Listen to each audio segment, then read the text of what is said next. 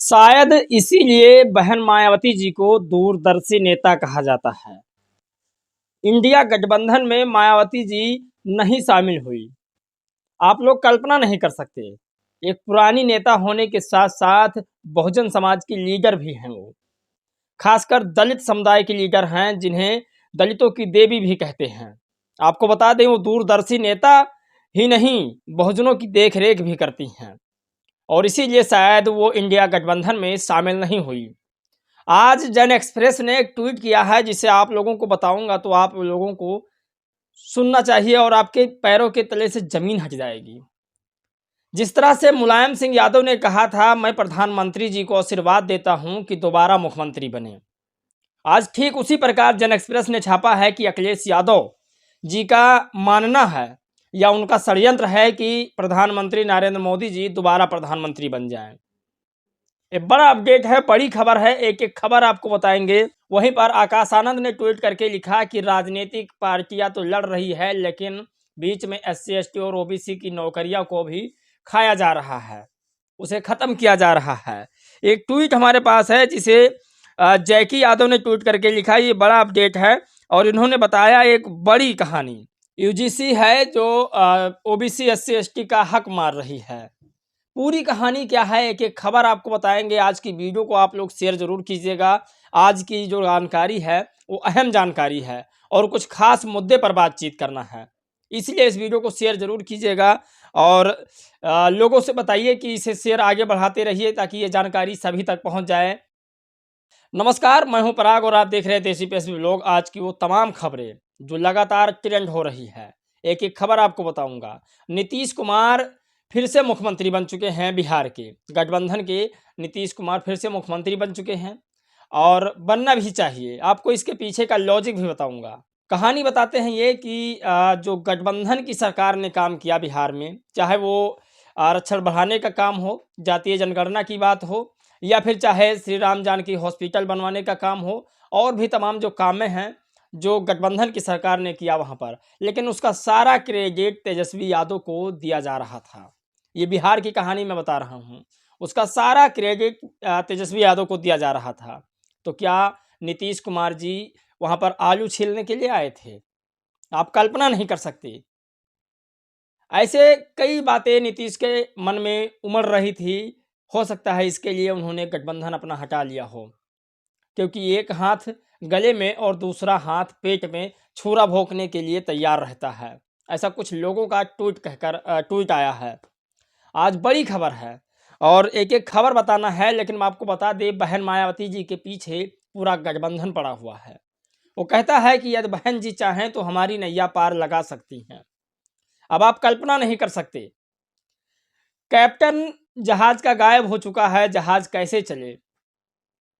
बहन मायावती जी को कैप्टन बनाने की कोशिश की जा रही है, लेकिन मैं फिर कह रहा हूं कि यदि बहन जी को प्रधानमंत्री पद उम्मीदवार घोषित कर दो तो बहन जी शायद आज भी चली जाएंगी, क्योंकि बहन जी चाहती हैं कि मेरे पूरे बहुजन समाज का नेतृत्व हो, मैं जहां काम करूंगी, और ऐसा करना भी चाहिए। लालू प्रसाद यादव, मायावती जी ऐसे पुराने नेता हैं, उनके दिमाग में और जो नए जनरेशन के नेता हैं उनके दिमाग में ज़मीन आसमान का फ़र्क है।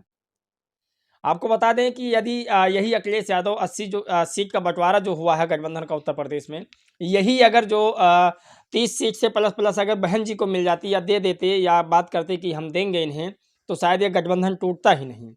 और बहन जी ने पहले ही कह दिया कि मैं गठबंधन में शामिल नहीं होंगी, क्योंकि उनको पता है कि आखिर क्या करने वाले हैं गठबंधन में।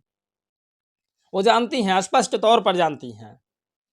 और फिर क्यों अखिलेश यादव को लोग कह रहे हैं कि वो प्रधानमंत्री को तीसरी बार प्रधानमंत्री बनाना चाहते हैं, पूरी कहानी आपको बताएंगे।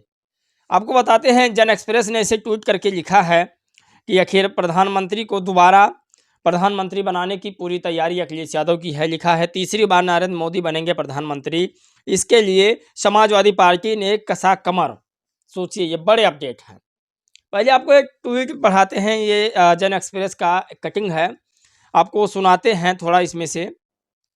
पिता स्वर्गीय मुलायम सिंह जी के नक्शे कदम पर चल रहे हैं सपा प्रमुख अखिलेश यादव। ये बड़ा अपडेट है। 2002 में मुलायम सिंह यादव ने गुजरात में सपा के प्रत्याशी उतार कर कांग्रेस का किया नुकसान। तब नरेंद्र मोदी गुजरात के मुख्यमंत्री बने थे। इसमें जो बताया गया है कि पिता के नक्शे कदम पर चल रहे हैं अखिलेश यादव। ये बड़ा अपडेट है, आपको एक एक खबर बताते हैं। और आप लोगों को क्या लगता है कि बहन जी वाकई में दूरदर्शी नेता हैं या नहीं हैं? आपको एक बड़ा अपडेट बताते हैं। यूजीसी है वो कैसे हक मार रही है ओबीसी, एससी, एसटी और माइनॉरिटी क्लास का, हम आपको इस वीडियो में बताते हैं। जैकी यादव ने ट्वीट करके साफ और स्पष्ट ट्वीट लिखा है। उन्होंने बताया, एससी, एसटी, ओबीसी उधर श्री राम मंदिर के सेलिब्रेशन में लगा है और इधर यूजीसी उनका हक खाने वाली है। अगर एक यूनिवर्सिटी में शिक्षकों की कुल भर्तियां निकलती हैं तो उसमें category wise SC, ST, OBC सबके पद बांटे जाते हैं। अब तक यह था कि अगर कोई एससी, एसटी, ओबीसी का पद नहीं भरता है तो उसे एनएफएस कर दिया जाता था, यानी उस पद पर कोई व्यक्ति ऐसा नहीं मिला तो उतनी मिनिमम योग्यता रखता हो तो उस पद को खाली छोड़ दिया जाता था। अब यूजीसी ने एक नया नियम निकाला है। सोचिए, नया नियम प्रपोज किया है। इसके तहत जो पद एससी, एसटी, ओबीसी के खाली रह जाएंगे, अब उनको रिजर्वेशन करके उन पर समान प्रक्रिया से चयन किया जाएगा। यानी आप समझ लीजिए, मोस्ट लाइकली वो पद सवर्णों के खाते में चला जाएगा। जब कुछ लोग कहते हैं कि प्रधानमंत्री मोदी जी ओबीसी हैं, तब मैं थोड़ा असहज हो जाता हूँ। सोचिए, इधर लोग राम मंदिर सेलिब्रेशन में बाझे हैं, ओबीसी, एससी, एसटी के लोग, और उधर यूजीसी उनके हक खाने में लगा हुआ है। आप कल्पना नहीं कर सकते किस तरह से महीनी तौर पर उनके हक को ख़त्म कर दिया जा रहा है। लोग इसको समझ नहीं रहे हैं। अब जिस पद पर पहले एनएफएस कर दिया जाता था, आज वो पद रिजर्वेशन के तहत जनरल कैटेगरी वालों का भी भर दिया जा रहा है। आप कल्पना नहीं कर सकते, आपके पदों में सेंध लगाई जा रही है, आपके भारतीयों में भी सेंध लगाई जा रही है। ये बड़ा खबर है। क्या लिखा आकाश आनंद ने, इस खबर को भी जानते हैं क्योंकि बड़े अपडेट है। इस खबर को भी जानना बेहद जरूरी है। भारत के शिक्षण संस्थानों में केंद्र सरकार आरक्षण खत्म करने का जो असंवैधानिक तरीका लागू करना चाहती है, वो सीधे सीधे ओबीसी, एससी, एसटी आरक्षण को खत्म करने की एक सुनियोजित साजिश है। ये सरकार की जातिवादी मानसिकता को दर्शाता है, जो देश के बहुजन समाज को शिक्षा से वंचित रखने की साजिश का हिस्सा है। मैं इसका विरोध करता हूं। केंद्र सरकार इस निर्णय को तुरंत वापस ले। हम ऐसे प्रस्तावों से अपने अधिकारों का हनन नहीं होने देंगे। सोचिए आप लोग, एक फटाफट आपको मंजीत सिंह नौटियाल की खबर बताते हैं, उसके बाद में पूरी कहानी बताते हैं इसके पीछे की।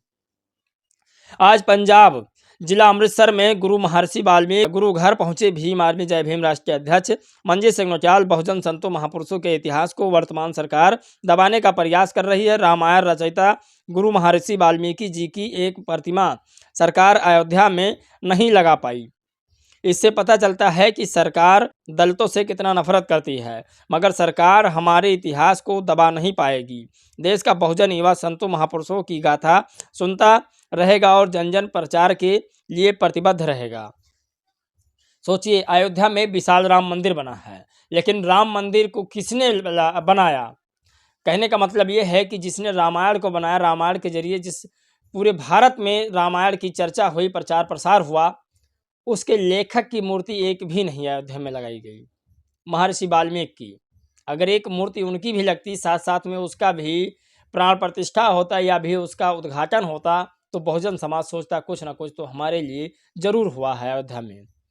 एक बड़ा अपडेट, फिर से मैं वही बात बोल रहा हूँ कि लोग राम मंदिर में बाझे थे और बाझे हैं, और उधर यूजीसी उनका हक खाने में लगी है। और इसका सीधा फायदा सवर्णों को होगा, बड़ी जातियों को होगा सीधे तौर पर, और इसका नुकसान सीधा सीधा ओबीसी, एससी, एसटी को होगा।